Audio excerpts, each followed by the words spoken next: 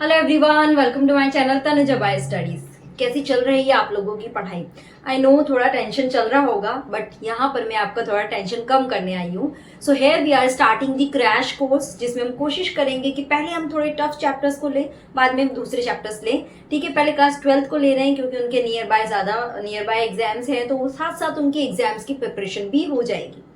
हम इसमें सारे टॉपिक, सारे वर्ड्स एनसीईआरटी बेस्ड पूरा रिवीजन करेंगे और क्विक रिवीजन करेंगे।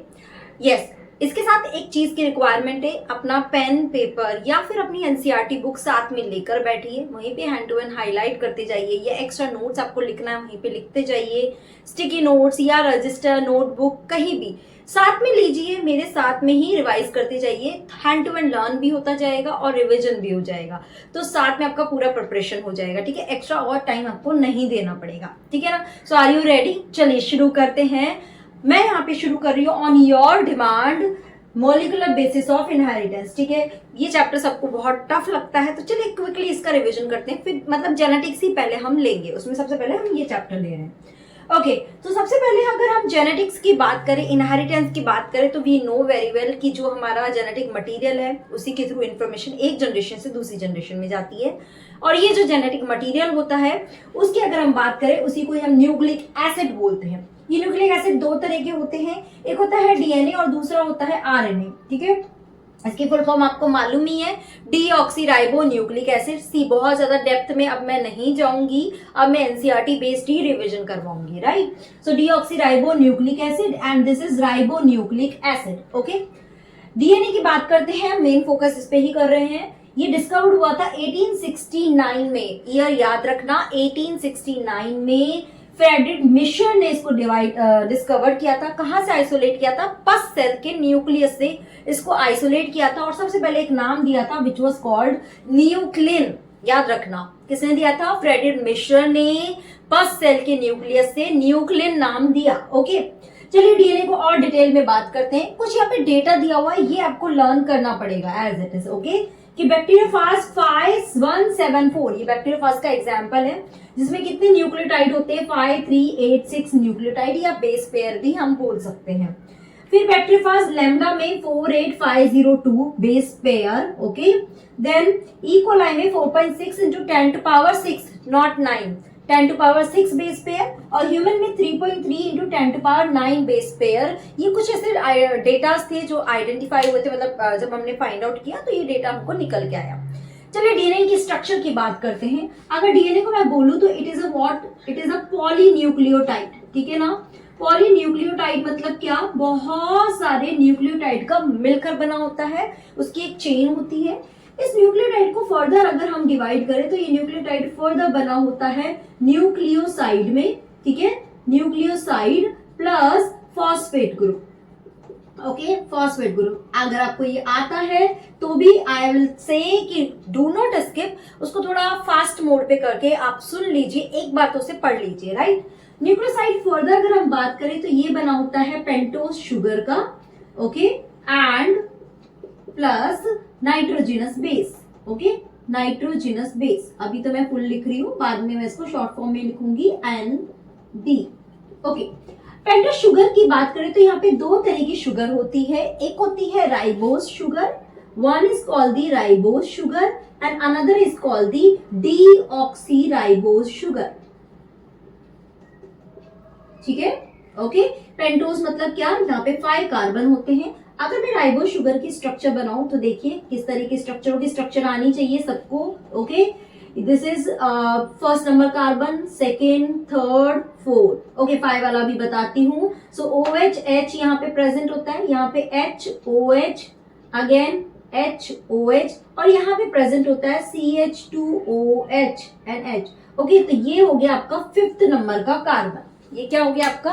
5th नंबर का कार्बन। ये तो राइबो शुगर बेसिकली किस में प्रेजेंट होता है? आरएनए में प्रेजेंट होता है। Okay, deoxyribo sugar actually DNA में प्रेजेंट होता है। Why we call it as a deoxyribo sugar? Because इसमें जो सेकेंड नंबर का कार्बन है वहां पे जो OH है वो OH प्रेजेंट नहीं होता। देखते हैं तो यहाँ पे क्या होता है? H प्रेजेंट होता है, OH यहाँ पे नहीं होता है, इसलिए ही हम इसको क्या बोलते हैं? Deoxyribose sugar. ओके, ये फर्स्ट नंबर का carbon, second, third, fourth and fifth carbon. तो ये वाला जो चीज है ना, यहाँ पे ऑक्सीजन एब्सेंट होता है, इसी की वजह से डीएनए ज्यादा स्टेबल होता है एज कंपेयर टू आरएनए, और इसलिए डीएनए हमारा जेनेटिक मटेरियल है, आरएनए नहीं है। ओके, अगर नाइट्रोजनस बेस की बात करें तो यहाँ पे दो तरह की कैटेगरी में डिवाइड होते हैं। One is called the purine and another is called the pyrimidine. ठीक है, प्यूरिन क्या होता है, इसमें एडेनिन एंड ग्वानिन। ओके, सो ए और जी इसको शो करते हैं, और यहाँ पे क्या होता है, थायमिन एंड साइटोसिन।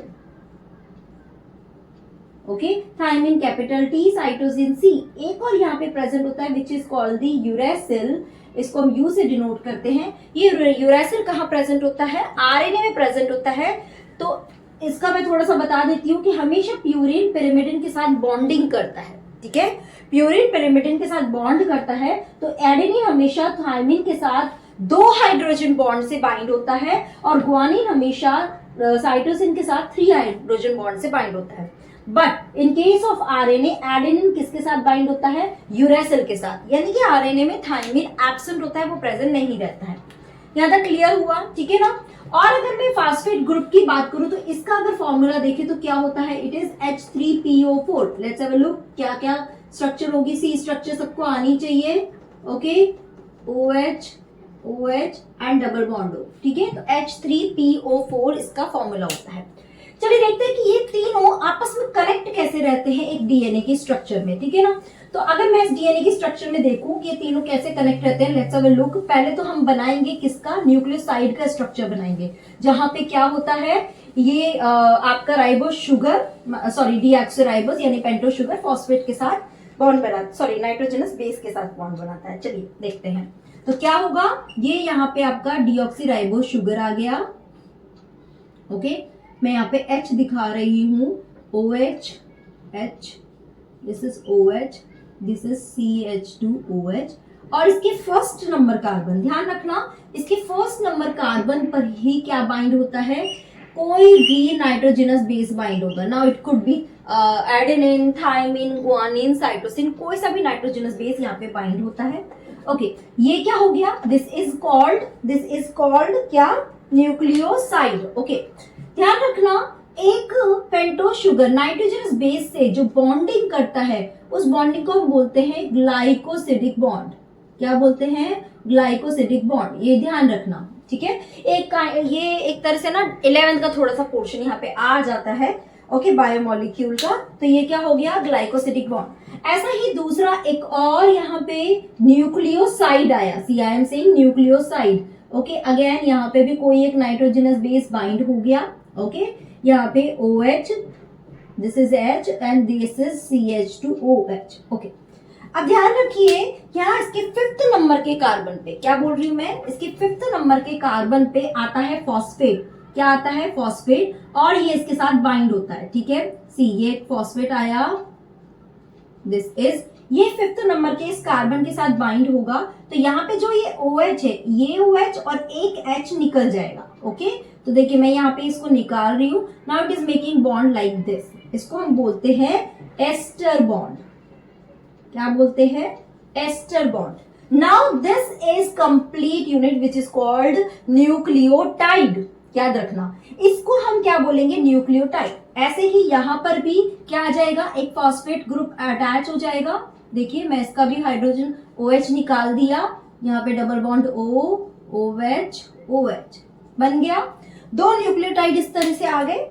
नाउ अब क्या होता है, ये जो 3 नंबर का कार्बन है, इसका OH इस, ओके मैं यहाँ पे ये बना रही हूँ और यहाँ पे डबल बॉन्ड कर देती हूँ। ठीक है, तो ये क्या कर रहा है, ये एक इसके साथ बॉन्डिंग क्रिएट कर लेता है। मतलब क्या निकल जाएगा, एक वाटर मॉलिक्यूल निकल जाएगा और यहाँ पे एक बॉन्ड बन जाएगा। तो मैं वाटर मॉलिक्यूल को निकाल देती हूँ और एक ऑक्सीजन यहाँ पे आके बॉन्ड बना देता है। ठीक है ना, ये भी कैसा बॉन्ड बन गया, this is also called ester bond. This is also called ester bond. ठीक है ना, तो आप देख रहे हैं यहाँ पे एक एस्टर बॉन्ड, उसके बीच में फॉस्फेट है, इसलिए इस कंप्लीट को हम क्या बोलते हैं, we call it as a phosphodiester bond. ध्यान रखना, क्या बोलते हैं, फॉस्फोडाइएस्टर बॉन्ड। ओके, क्लियर है? ठीक है, एक चीज और ध्यान रखना, जब ये मतलब एक न्यूक्लियोटाइड ही होता है तो इसके 5th नंबर कार्बन पे तो एक फॉस्फेट ऑलवेज बाइंड है। ओके, और 3rd नंबर का carbon is always free. 3rd number के कार्बन पे नेक्स्ट कमिंग न्यूक्लियोटाइड आके बाइंड होगा, है ना। और टॉप वाला जो यहाँ पे है, ओके, ये ध्यान रखना, ये टॉप वाला जो है यहाँ पे 5th नंबर का carbon, this is available over here. तो मतलब अगर एक डीएनए की चेन बनती है ना, तो ऊपर यहाँ पे 5 प्राइम एंड रहता है, ये वाला 5 प्राइम रहता है, 5 प्राइम का कार्बन यानी 5th कार्बन, और नीचे हमेशा 3rd नंबर का एक कार्बन अवेलेबल होगा। तो इसलिए हम इसको बोलते हैं, this is how we mention 5 prime 3 prime. ठीक है, समझ में आया? 5 प्राइम 3 प्राइम। तो यहाँ पे ये हम हटा देंगे एक्चुअली, यहाँ पे 5 प्राइम का कार्बन ये यहाँ पे ऐसे फ्री, मैंने एक्चुअली न्यूक्लियोटाइड सीक्वेंस बना के दिखाया। समझ में आई ये बात? तो दो न्यूक्लियोटाइड इस तरह से एक दूसरे से बाइंड रहते हैं और इस तरह से पूरा पॉलीन्यूक्लियोटाइड चेन बनाते हैं और डीएनए की स्ट्रक्चर बनती है। यहां तक समझ में आया डीएनए का स्ट्रक्चर कैसे बनता है? चलिए अब आगे बात करते हैं कि इसके मॉडल को किसने दिया था, कौन कौन से साइंटिस्ट हैं, क्या क्या इसके अंदर हमने टॉपिक या पॉइंट्स को कवर अप किया। Let's have a look. तो ये देखिए डीएनए डबल हेलिक्स मॉडल। सबसे पहले इसका डेटा जो था, एक 2 साइंटिस्ट आए थे, विल्किन एंड फ्रैंकलिन। ठीक है, Morris Wilkin and Rosalind Franklin. उन्होंने क्या किया था, एक्सरे क्रिस्टलोग्राफी किया था, राइट। और उस एक्सरे क्रिस्टलोग्राफी के थ्रू इन्होंने कुछ डेटा दिया था। ओके, उस डेटा को किसने यूटिलाइज किया? James Watson and Francis Crick, Watson and Crick model भी बोला जाता है। इन्होंने इस डेटा को यूज किया और 1953 में, ओके, इस डेटा को यूज किया 1953 में, एक डीएनए डबल हेलिक्स मॉडल दिया और डबल हेलिक्स मॉडल में कुछ पॉइंट्स थे। ओके, तो चलिए अब उसकी बात करते हैं। सबसे पहली बात इन्होंने जो बताई, मतलब एक्चुअली विल्किन और फ्रैंकलिन ने ये चीज बताई कि डीएनए जो है, जेनेटिक मटेरियल जो है, इसमें 2 पॉलीन्यूक्लियोटाइड चेन होती है जो आपस में एक दूसरे से कनेक्टेड रहती है। सबसे पहला पॉइंट कि 2 polynucleotide chain. So as you can see, यहाँ पे 2 पॉलीन्यूक्लियोटाइड चेन होती है जो हेलिकली एक दूसरे के साथ कॉइल्ड रहती है। इट्स लाइक अ स्प्रिंग, जैसे एक दूसरे के साथ कॉइल्ड रहता है। Okay, right handed coiling generally इसकी रहती है, राइट हैंडेड क्लॉकवाइज कॉइलिंग इसकी प्रेजेंट होती है। 2 पॉलीन्यूक्लियोटाइड चेन होती है। ओके, अगर मैं इसकी बैकबोन देखूं तो बैकबोन किसकी बनी होती है? It is made up of sugar phosphate backbone. ध्यान रखना, शुगर फॉस्फेट। अगर मैं इस चीज को देखूं तो यहाँ पे शुगर मॉलिक्यूल मिलेगा और फॉस्फेट, और अंदर की तरफ क्या होते हैं? नाइट्रोजनस बेसिस जो होती है, दे प्रोजेक्ट इनवर्ड। ओके, दे प्रोजेक्ट इनवर्ड। ध्यान रखना, अगर आपको पूरा डीएनए डबल हेलिक्स मॉडल समझाने आता है तो उस तरह से आपको बताना है। तो अंदर की तरफ प्रोजेक्टेड रहता है। Okay, now they follow a Chargaff rule. Chargaff एक साइंटिस्ट जिन्होंने एक रूल बताया, उन्होंने बोला that purine always equal to pyrimidine. किसी भी डीएनए के मॉडल में देखेंगे या डीएनए जेनेटिक मटेरियल में देखेंगे that adenine always bind with thymine by double bond and guanine always bind with cytosine by triple bond। ठीक है, वो क्या बोल रहे हैं कि अगर एडेनिन और थाइमिन, ठीक है, sorry adenine plus guanine is always equal to thymine and cytosine. ठीक है, या आप बोल सकते हो that adenine plus guanine upon thymine plus cytosine is always equal to 1। मतलब कि जितने प्यूरिन होंगे उतने ही पिरिमिडिन होंगे, जितने प्यूरिन होंगे उतने ही पिरिमिडिन। एंड वी नो कि एडेनिन है तो उसके सामने थाइमिन ही आएगा। ओके, उसके सामने क्या आएगा? थाइमिन। ये क्या है? Hydrogen bond. जैसे कि इसके बेसिस पे क्या हुआ, अगर हमें एक स्ट्रैंड की सीक्वेंस पता हो तो हम दूसरे स्ट्रैंड की सीक्वेंस आराम से पता कर सकते हैं। देखिए, मैंने एक स्ट्रैंड में मान के चलते हैं, कुछ मैंने बेसिस लिखे, तो वी नो कि अगर ये है तो इसके ऑपोजिट में यहाँ थाइमिन आएगा, इसके ऑपोजिट में यहाँ साइटोसिन आएगा, देन यहाँ पे गुआनिन आएगा और यहाँ पे अगेन थाइमिन आएगा। सो अगर एक स्ट्रैंड का सीक्वेंस पता हो तो we can find out this sequence of another strand. इसके बेसिस पे बहुत सारे क्वेश्चंस आते हैं, बहुत अच्छे क्वेश्चन आते हैं। एक क्वेश्चन मैं यहाँ पे बताती हूँ कि वो बोल रहा है अगर एक डीएनए स्ट्रैंड में गुआनिन का परसेंटेज कितना है? It is 30%। Okay, then find out the percentage of adenine, thymine and cytosine। इन सबके परसेंटेज बताओ। सिंपल सी बात है, हमें पता है कि जितना गुआनिन है उतना ही क्या होगा? साइटोसिन, क्योंकि guanine is equal to cytosine. So cytosine कितना हो जाएगा? It would become 30%। कितना हो जाएगा? It would become 30%। 30 60, बाकी कितना परसेंट बचा, 40% बचा। तो 40% में एडेनिन और थायमिन दोनों इक्वल इक्वल है, तो यानी कि एडेनिन 20% आ जाएगा और थायमिन भी 20% आएगा। So this is how we use to solve the question. जरूर से आता है, इसको बहुत इजीली आप सॉल्व कर सकते हैं, ठीक है ना। किसी एक का भी दिया तो we can find out all the bases, उनका सबका परसेंटेज हम पता कर सकते हैं। ओके, सेकेंड थिंग, जो नेक्स्ट पॉइंट यहाँ पे दे रखा है कि ये दोनों स्ट्रैंड जो होते हैं, जो दोनों स्ट्रैंड होते हैं, ये एक दूसरे के एंटी पैरेलल होते हैं। एंटी पैरेलल का मतलब क्या, कि अगर एक स्ट्रैंड 5 प्राइम टू 3 प्राइम चल रहा है तो दूसरा स्ट्रैंड उसके ऑपोजिट में चलेगा, लाइक दिस। मतलब कि इसमें ये भी ध्यान रखा, अगर यहाँ पे देखिए राइबो शुगर कुछ इस तरह से जा रहा है ना, तो इस वाले में क्या होगा, राइबो शुगर इस तरह से होगा, उल्टा होगा, लाइक दिस, ठीक है।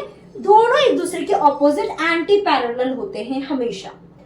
नेक्स्ट बात करते हैं, अब इसकी पिच की बात करते हैं। तो देखिए इस मॉडल को थोड़ा सा देख लेते हैं। इस मॉडल में जब हमने देखा तो इसका डायमीटर कितना पाया हमें, 20 एंगस्ट्रॉम इसका हमें डायमीटर मिला दोनों स्ट्रैंड के बीच में।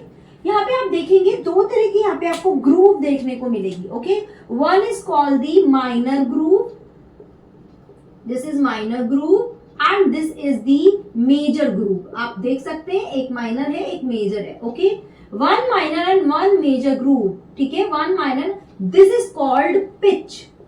मतलब कि क्या हुआ, वन कंप्लीट टर्न, एक टर्न यहाँ पूरा नहीं, फिर नीचे जाके वापस यहीं पे आएगा, तो this is one complete turn is called the pitch. क्या बोल रहा है, वन कंप्लीट टर्न, ठीक है, इज कॉल्ड द पिच। और ये कितनी होती है, इट इज 3.4 नैनोमीटर। नैनोमीटर को अगर हम ऊपर करें तो इस 3.4 इंटू 10⁻⁹, ठीक है, -9। चाहे तो हम इसको इस तरह से भी बता सकते हैं, 34 एंगस्ट्रॉम, इसको भी बोल सकते हैं 34 इंटू 10⁻⁻10, कैसे भी बता सकते हैं, ठीक है। 3.4 नैनोमीटर। और एक पिच में कितने होते हैं, 10 बेसिस प्रेजेंट होते हैं। तो यानी कि डिस्टेंस बिटवीन टू बेसिस, ठीक है, क्या बोल रही हूं मैं, डिस्टेंस बिटवीन टू बेसिस, दो बेसिस के बीच का डिस्टेंस कितना हो जाएगा, 3.4 टोटल 10 में है, दो बेसिस का पता करने के लिए 3.4 नैनोमीटर को हम किससे डिवाइड कर देंगे, 10 से कर देंगे, and we will get 0.34 nanometer. This is the distance between two base pair. This is how we can find out, ठीक है। ओके, डायमीटर हमने बात कर लिया, 20 एंगस्ट्रॉम हो गया। एक पिच क्या होता है, उसमें 10 बेसिस होते हैं, हर बेसिस के बीच का डिस्टेंस हमने पता कर लिया, हाइड्रोजन बॉन्ड से बाइंड होते हैं, ठीक है ना।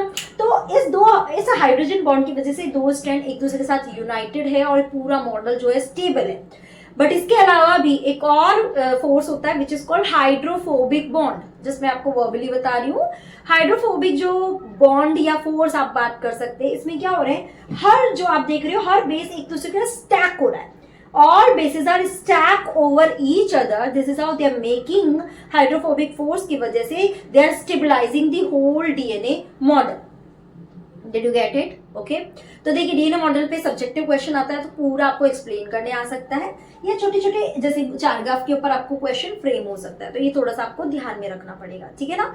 तो this is the DNA model. अब बात करते हैं कि इसकी पैकेजिंग कैसे होती है। ये पूरा डीएनए एक छोटे से न्यूक्लियस के अंदर कैसे कंडेंस फॉर्म में होके कैसे कॉम्पैक्टली पैक होता है, उसकी बात करते हैं। तो चलिए देखते हैं कि ये डीएनए कैसे पैक होता है। देखिए अभी थोड़ी देर पहले हमने बात करी कि दो बेसिस के बीच में क्या होता है, कितना डिस्टेंस होता है, 0.34 नैनोमीटर। ओके, एंड पूरे डीएनए में हमने कितने बेस पेयर बताया था, शुरू में मैंने बताया 6.6 इंटू 10⁹ बेस पेयर। ओके, तो इसके through we can find out कि पूरे डीएनए का लेंथ कितना होगा। ओके, तो क्या करेंगे, हम कैलकुलेट कर देंगे 6.6 into 10⁹ is equal to into 0.34 into 10⁻⁹ and when we calculate this, ठीक है, दिस इज व्हाट मीटर, तो 2.2 मीटर का हमें लेंथ निकल के आता है, ठीक है ना। इसके थ्रू हम अगर मुझे ई कोलाई का लेंथ देकर और फिर बेस पेयर पूछा तो हमें उल्टा करना पड़ेगा, तो we can find out this is our ना, थोड़ा मैथ्स लगाना पड़ेगा। ओके,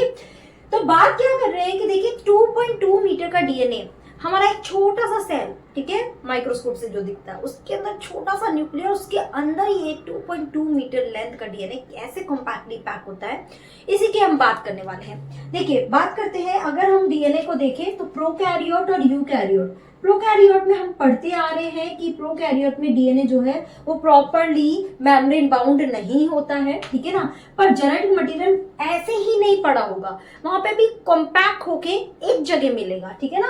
तो यहाँ पे भी क्या होता है, जो जेनेटिक मटेरियल होता है वो क्या होता है, कॉम्पैक्टली पैक होता है with some DNA, with some protein, ठीक है, कुछ प्रोटीन की हेल्प से ये कॉम्पैक्टली पैक होता है। यहाँ पे हम इसको क्या बोलते हैं, वी कॉल इट न्यूक्लियोइड, ध्यान रखना, we call it nucleoid. But eukaryote में बात करें तो यहाँ पे एक प्रॉपर कॉम्प्लेक्स स्ट्रक्चर मिलती है। यहाँ पे जो डीएनए होता है, ये पूरा डीएनए हेलिक्स कुछ प्रोटीन के साथ बाइंड होता है, उनको हम बोलते हैं हिस्टोन प्रोटीन, ठीक है।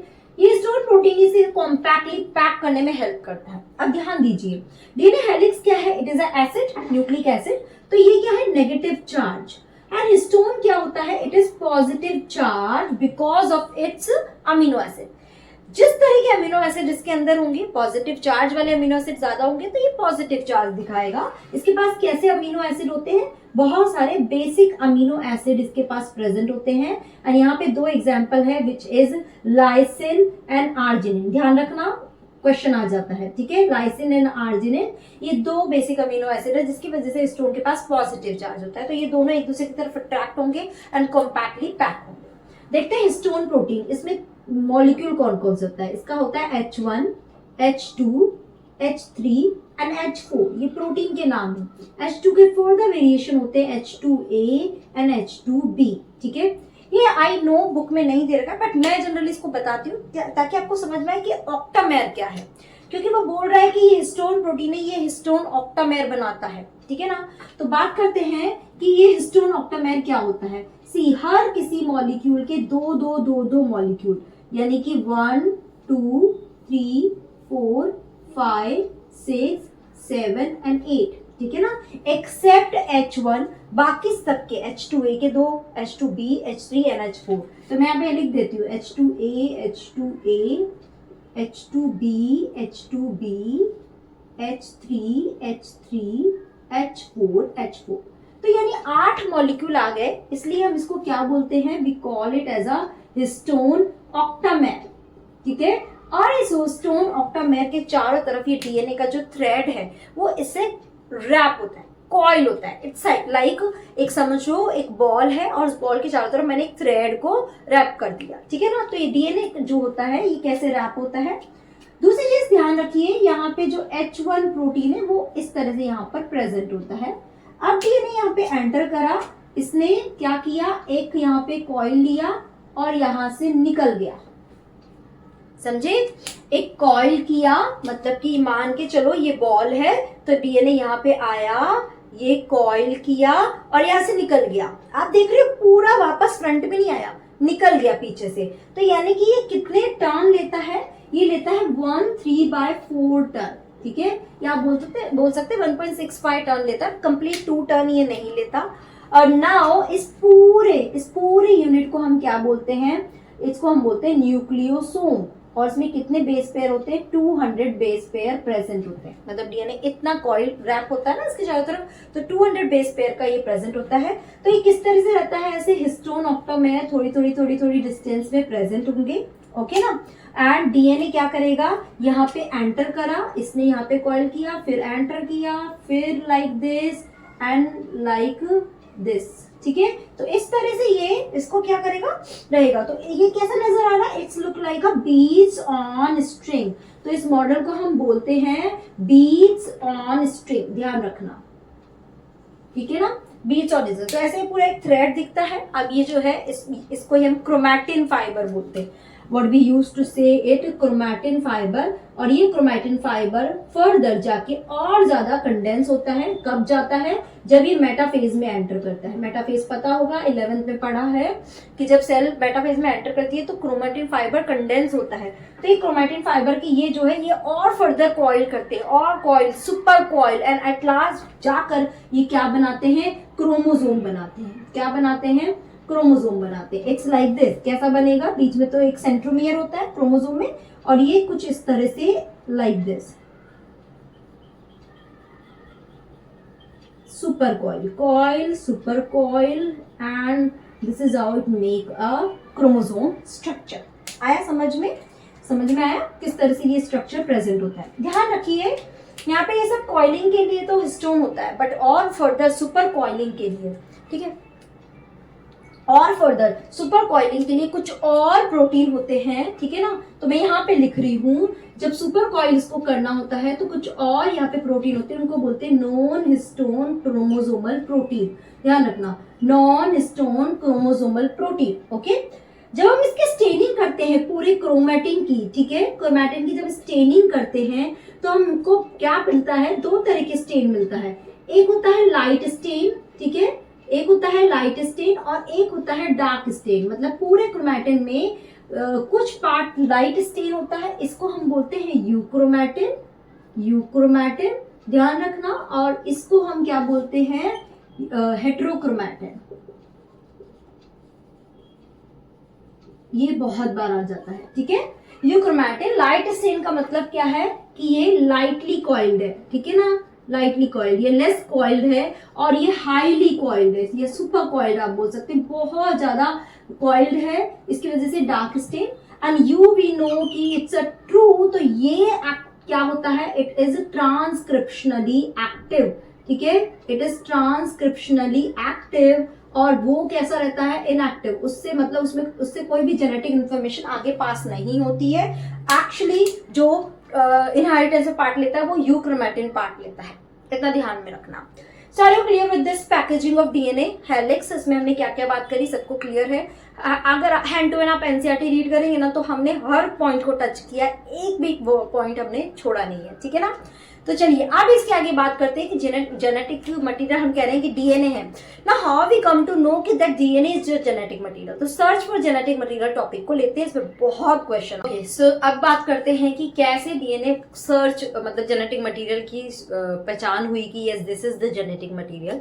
सी देयर सो मेनी थियरी और so many discoveries comes over there. तो सबसे पहला जो दिया हुआ था that was the transforming principle. Okay, this principle was given by in 1928 by Frederick Griffith. Okay, इसको जनरली ग्रिफिथ एक्सपेरिमेंट बोला जाता है, बहुत ज्यादा आता है सब्जेक्टिव क्वेश्चन में। अब मैं बोर्ड के एग्जाम के पॉइंट ऑफ व्यू से भी बात कर रही हूँ और नीट के पॉइंट ऑफ व्यू से भी बात कर रही हूँ, ठीक है ना। तो ग्रिफिथ एक्सपेरिमेंट, इसने किस पे काम किया था ये ध्यान रखना, इस पे एमसीक्यूज क्रिएट हो जाता है।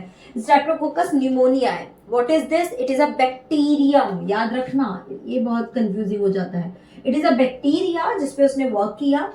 इस बैक्टीरिया के दो स्ट्रेन थे, एक था S strain, one is the R strain. S is what, smooth strain, okay, and are is what, rough strain. Okay, so smooth और रफ का मतलब क्या था कि यहाँ पर एस स्ट्रेन में म्यूकस पॉलीसेकेराइड की एक कोटिंग प्रेजेंट होती है जो उसको स्मूथ अपीयरेंस दे रही है, और आर स्ट्रेन पे ऐसी कोई कोटिंग प्रेजेंट नहीं है तो इसको ये रफ अपीयरेंस दे रही है। ध्यान रखना, स्मूथ अपीयरेंस मतलब एक कोट है, यानी कि अभी जल्दी से डिस्ट्रॉय नहीं होगा, मतलब हमारा जो इम्यून सिस्टम है वो इसके अगेंस्ट काम करना चाहेगा, इसको डिस्ट्रॉय करना चाहेगा तो ये डिस्ट्रॉय नहीं होगा, यानी कि इट इज विरुलेंट, यानी कि ये डिजीज कॉज करेगा, ये निमोनिया कॉज करेगा, दिस इज एविरेंट, ये इजीली किल्ड हो जाएगा हमारे इम्यून सिस्टम से, ठीक है। तो ये तो एक हमने बात कर ली। अब देखो एक्सपेरिमेंट में उसने क्या किया, उसने क्या लिया, आर स्ट्रेन को लिया ग्रिफिथ ने और उसको एक माइस में डाला। व्हाट ही सॉ कि माइस जो है वो अभी भी लाइव था, मतलब माइस ने आर स्ट्रेन से जो निमोनिया होने वाला था वो नहीं हुआ माइस के अंदर और वो सरवाइव कर गया, वो लाइव है यानी सरवाइव कर गया। फिर उसने क्या लिया, एस स्ट्रेन को लिया और उसको माइस के अंदर डाला, बिकॉज एस स्ट्रेन क्या है, विरुलेंट है, तो माइस में निमोनिया हुआ एंड माइस क्या हुआ, डाई हो गया, ठीक है। Then he took what he did, इसने क्या लिया, हीट किल्ड एस स्ट्रेन लिया, ठीक है।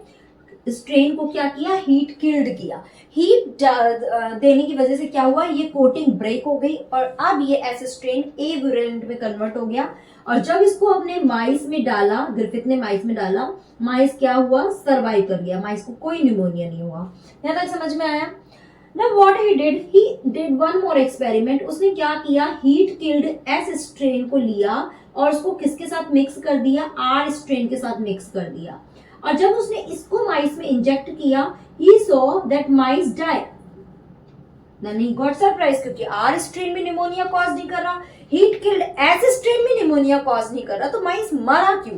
तो व्हाट ही सेड कि हीट किल्ड एस स्ट्रेन में कुछ तो ऐसे ट्रांसफॉर्मिंग प्रिंसिपल्स थे, यानी कि ट्रांसफॉर्मिंग कुछ सब्सटेंसेस थे जो यहां से ट्रांसफर होके आर स्ट्रेन में गए और आर स्ट्रेन को एस स्ट्रेन में कन्वर्ट कर दिया। मतलब कि कुछ ऐसे सब्सटेंसेस थे जो डाई नहीं हुए, मरे नहीं हीट किल से भी, उसकी इंफॉर्मेशन एज इट इज थी, वो शिफ्ट होके आर स्ट्रेन में गए, आर को एस में कन्वर्ट किया और उसकी वजह से माइस में निमोनिया हुआ और माइस डाई हो गया। Okay, now what was that couldn't be determined by Griffith. Griffith नहीं पता कर पाया कि वो ट्रांसफॉर्मिंग सब्सटेंस क्या था, उसी को इसने क्या बोला, ट्रांसफॉर्मिंग प्रिंसिपल। उसका बायोकेमिकल नेचर वो पता नहीं कर पाया, ठीक है। तो लेटर दूसरा साइंटिस्ट आए जिन्होंने इसका बायोकेमिकल कैरेक्टराइजेशन किया कि क्या इसका नेचर है, ठीक है, biochemical characterization, and it was done by 3 scientist. क्या क्या था, एवेरी, मैक्लॉयड, मैकार्टी, ठीक है। ये 3 साइंटिस्ट जिन्होंने क्या किया, इन्होंने क्या किया, जो हीट किल्ड एस स्ट्रेन है, ठीक है, क्या है, जो हीट किल्ड एस स्ट्रेन है, उस हीट किल्ड एस स्ट्रेन के जितने भी बायोमोलिक्यूल उनको आइसोलेट किया।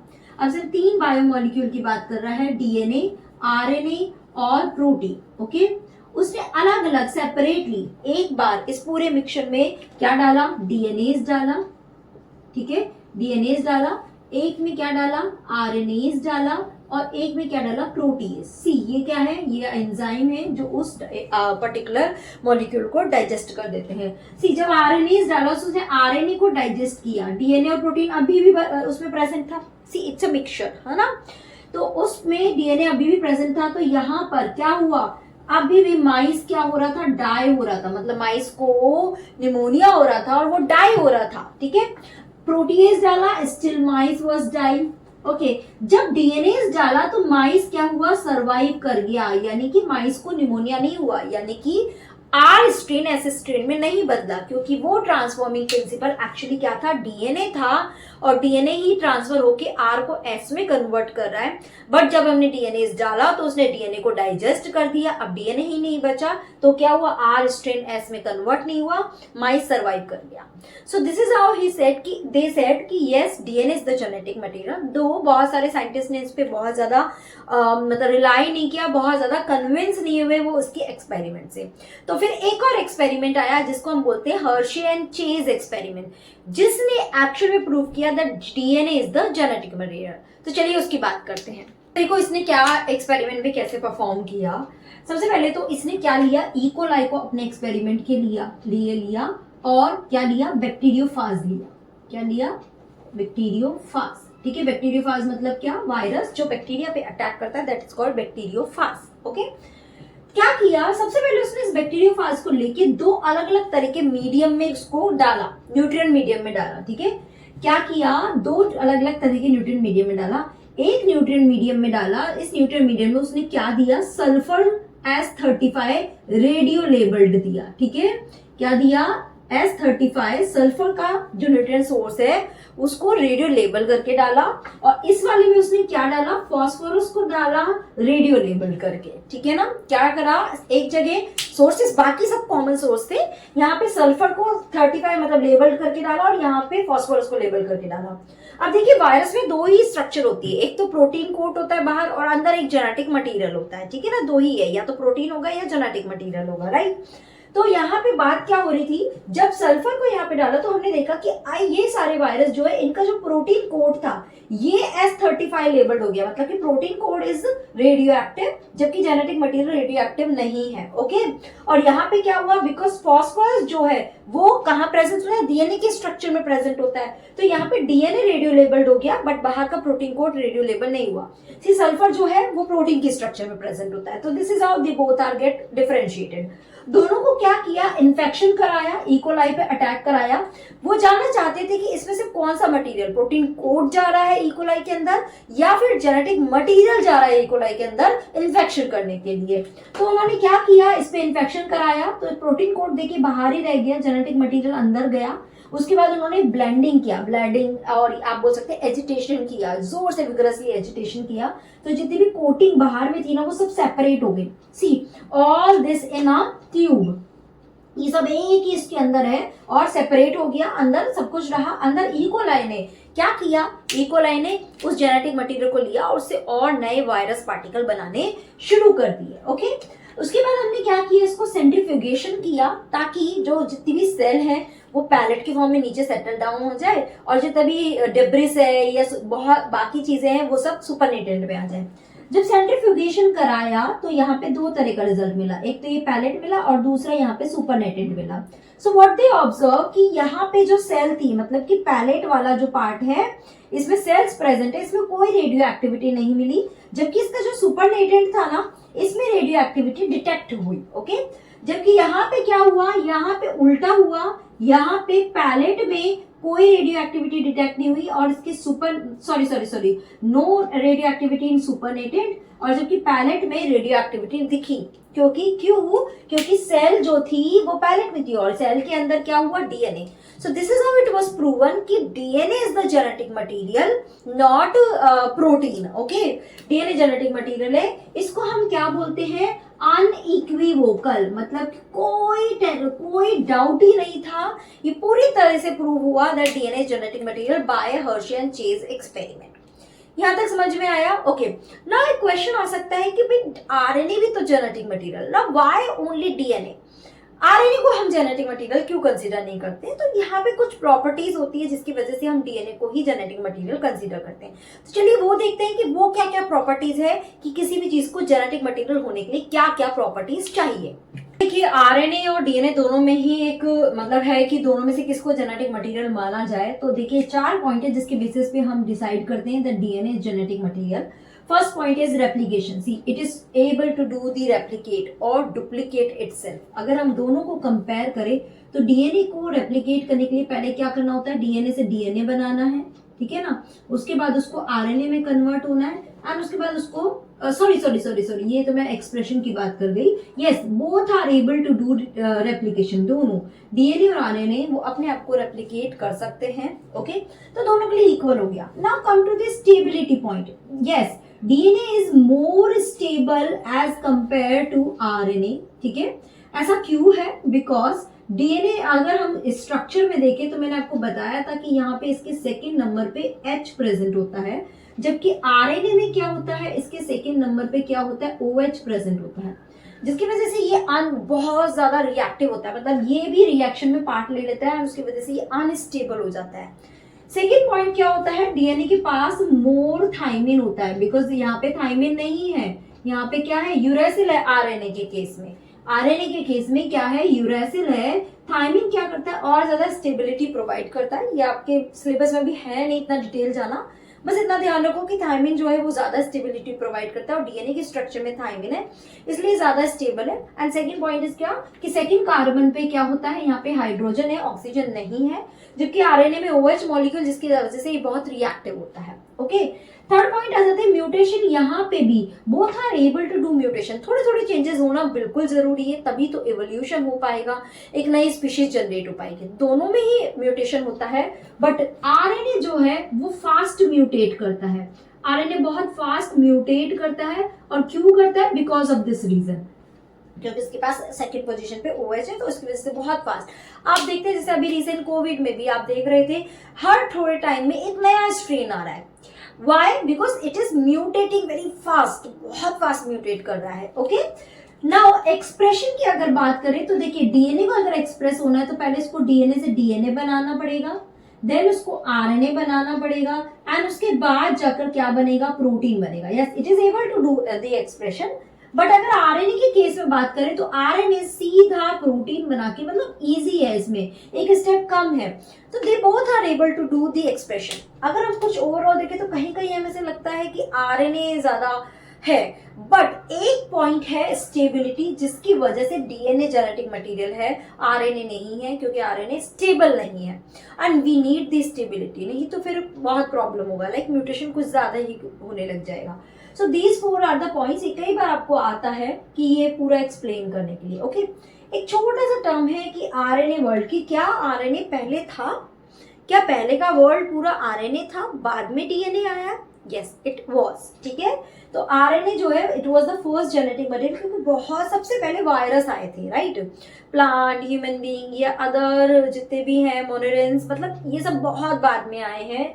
तो सबसे पहले आरएनए ही जेनेटिक मटेरियल था, और आरएनए सबसे पहले कैटलिस्ट की तरह भी एक्ट करता था। जितनी भी एंजाइमेटिक रिएक्शंस आप देख रहे हैं वहां पे सब जगह ये कैटलिस्ट की तरह बिहेव करता था एंड जेनेटिक मटेरियल भी था। तो इट वाज यस प्रूवन कि that earlier was the RNA material, but because DNA was more stable, तो कुछ बहुत सारे उसमें जेनेटिकली चेंजेस हुए, इंफॉर्मेशन चेंजेस हुई, और वो मॉडिफाई होके किसमें कन्वर्ट हुआ, डीएनए में कन्वर्ट हुआ, ताकि स्टेबिलिटी बनी रहे।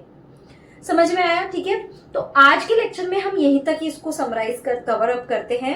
नेक्स्ट वाला इसका जो पार्ट होगा उसमें हम पूरा एक्सप्रेशन, सेंट्रल डॉगमा पूरा देख लेंगे, replication, transcription, translation, everything we will do in that part, okay. तो यहाँ तक का आई एम होपिंग कि आपको 1 आवर में ही सब कुछ आपका अच्छे से रिवाइज हो जाएगा। तो यहाँ तक करके रखो, सेकंड पार्ट के लिए मेरे साथ ही चलो, ठीक है ना।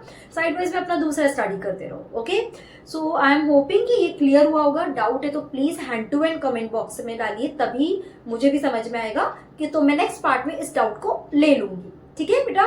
चलिए okay, bye bye, take care, keep doing study and अपना जोश बना के रखना, ठीक है। Bye bye.